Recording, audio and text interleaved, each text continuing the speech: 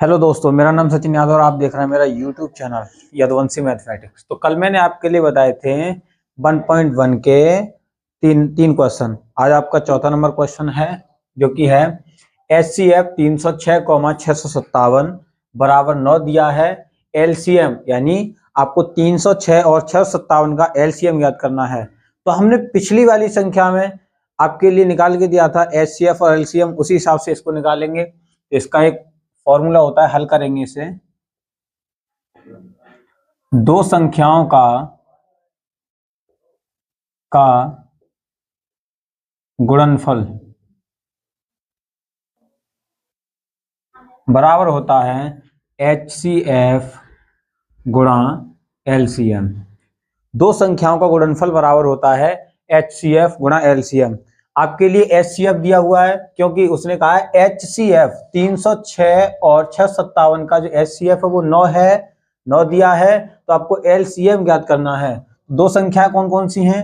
306 गुणा 657 बराबर HCF आपके लिए दिया हुआ है 9, तो आप 9 लिख लेंगे, गुणा LCM तो LCM लिख लेंगे आप।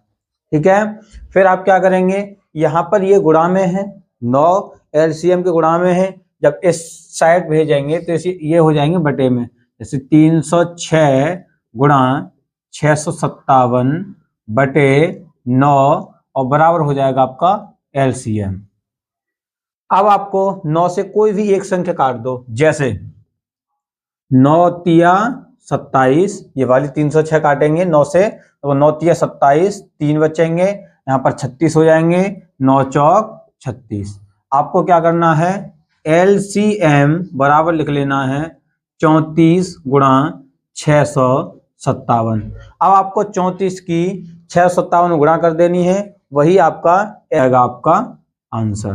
तो 4 नंबर क्वेश्चन का हमारा आंसर आ चुका है। यहां से आप स्क्रीनशॉट ले सकते हैं इसका पूरे का। तो इसमें कहा गया है जांच कीजिए कि क्या किसी प्राकृतिक संख्या n के लिए संख्या 6 की पावर n अंक 0 पर समाप्त हो सकती है। तो इसका भी एक नियम होता है कि यदि किसी भी संख्या को 0 पर समाप्त होना होता है तो वह कम से कम एक बार 2 गुणा 5 के रूप का होना आवश्यक है। किसी भी संख्या को 0 पर समाप्त होने के लिए उसे 2 गुणा 5 के रूप का होना आवश्यक है। लेकिन 6 आपकी जब 6 के फैक्टर करते हैं तो आपकी 2 गुणा 5 के रूप के नहीं आते हैं, क्योंकि देखिए 6 के जब फैक्टर करेंगे तो 2 तिया 6 और 3 एकम 3, तो ये आ रहे हैं आपके 2 गुणा 3 के रूप के। लेकिन नियम क्या है कि किसी भी प्राकृतिक संख्या को 0 पर समाप्त होने के लिए उसे 2 गुणा 5 के रूप का होना आवश्यक है। अर्थात यह संख्या 6 के गुणनखंड करने पर वह 2 गुणा 5 के रूप का नहीं है, अर्थात यह संख्या 0 पर समाप्त नहीं हो सकती। ठीक है, तो आप इसका स्क्रीनशॉट ले लेंगे। तो नेक्स्ट आपका क्वेश्चन है 6 नंबर। आप देखेंगे उसने पूछा है व्याख्या कीजिए कि 7 गुणा 11 गुणा 13 प्लस 13 और 7 गुणा 6 गुणा 5 गुणा 4 गुणा 3 गुणा 2 गुणा 1 प्लस 5 भाज्य संख्याएं क्यों हैं। इसे भी पता है कि ये भाज्य संख्याएं हैं, परंतु उसने पूछा है क्यों हैं। तो हम आपके लिए बताएंगे कोई भी संख्या भाज्य तब होती है जब उसके गुणनफल में कम से कम 3 संख्याएं आनी चाहिए। जैसे एक बात और बता दूं, इस क्वेश्चन को करने के सभी टीचरों के अलग अलग तरीके होते हैं, हमारा तरीका भी थोड़ा अलग है।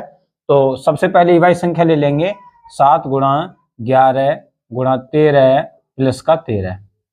तो यहाँ पर 13 हमें 2 जगह दिख रहे हैं, तो हम यहाँ से 13 बाहर निकाल लेंगे। जैसे 13 कॉमन लेंगे तो हमारा हो जाएगा 7 गुणा 11। अब यहाँ से 13 कॉमन ले लिए तो यहाँ पर क्या बचा, केवल 1 बचा और प्लस का 13, वो सॉरी 1 हो जाएगा क्योंकि 13 हमने बाहर निकाल लिए, तो आपका ये हो जाएगा।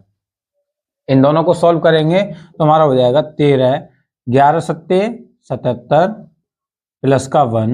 अब आपका हो जाएगा 11 गुणा 77 और 1 कितने हो जाएंगे 78।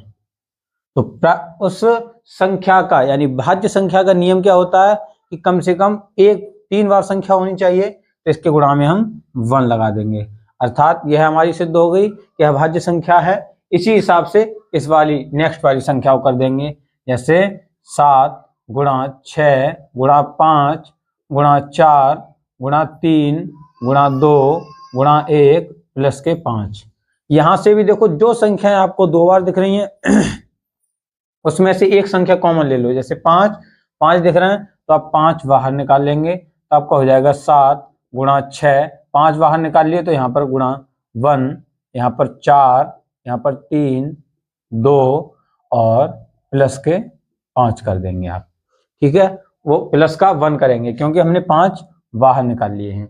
इन सब की गुणा करेंगे तो आपका हो जाएगा 2 तिया 6 और 6 चौक 24 और 7 6 42।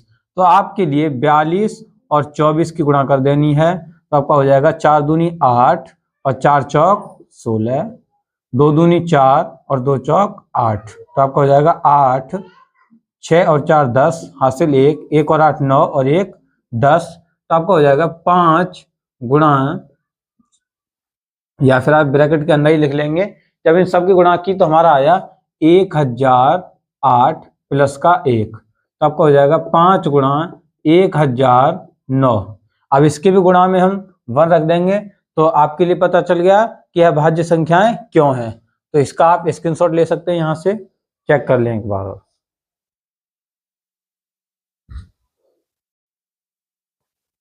हेलो दोस्तों, नेक्स्ट आपका क्वेश्चन है 7 नंबर। उसने कहा है, प्रश्न पहले पढ़ेंगे आप, उसके बाद देखेंगे कि किसी खेल के मैदान के चारों ओर एक वृत्ताकार पथ है। किसी खेल के मैदान के चारों ओर एक ऐसे करके वृत्ताकार पथ है। ये मुझ पर सही नहीं बनाना आता। इस मैदान का एक चक्कर लगाने में सोनिया को 18 मिनट लगते हैं। इसी मैदान का एक चक्कर लगाने में सोनिया को 18 मिनट लगते हैं, तथा जबकि इसी मैदान का चक्कर लगाने में रवि को 12 मिनट लगते हैं। मान लीजिए वे दोनों एक ही स्थान और एक ही समय पर चलना प्रारंभ करके एक ही दिशा में चलते हैं। कितने समय बाद वे पुनः प्रारंभिक स्थान पर मिलेंगे? एक खेल का मैदान है, खेल के मैदान के चारों ओर एक ऐसा वृत्ताकार पथ है। ये है आपका खेल का मैदान मान। अब सोनिया और रवि दोनों एक ही जगह से चलना प्रारंभ करते हैं यहां से, तो आप दोनों का एलसीएम निकाल देंगे। बड़ी सिंपल है, देखो क्वेश्चन बड़ा देख के आप लोग डरे नहीं, आप देख ले बस। केवल आपको 18 मिनट, ये 18 से चलना शुरू कर रहा है और रवि आपका 12 मिनट में, तो इन दोनों का एलसीएम निकाल देंगे। 2 नेम 18 और 2 छिक्के 12, 9 के 9 आ जाएंगे और 2 तिया 6। फिर आपकी दोनों विषम संख्याएं आ गई तो आप काटेंगे 3 तिया 9 और 3 एकम 3 और 3 एकम 3 और 1 का 1। इन सभी का आप गुणनफल निकाल देंगे, जैसे 2 गुणा 2 गुणा 3 गुणा 3, 2 दूनी 4, 4 तिया 12 और 12 तिया 36। तो वे दोबारा से पुनः कितने समय बाद मिल जाएंगे? 36 मिनट बाद। वे पुनः 36 मिनट बाद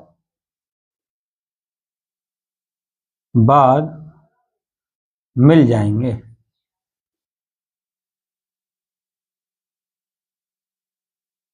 सवाल का स्क्रीनशॉट ले सकते हैं यहीं से आप, ठीक। इस हिसाब से आपकी प्रश्नावली होती है आज समाप्त। कल आपकी आएगी 1.2 प्रश्नावली। हम नई वाली बुक से करा रहे हैं, कोई बच्चा पुरानी वाली बुक को ना समझे। ये नई बुक है जो आपकी 2024 की है। नई बुक में जो आपकी पहले वाली 1.1 वाली प्रश्नावली थी वो काट करके 1.2 वाली प्रश्नावली को रख दिया गया।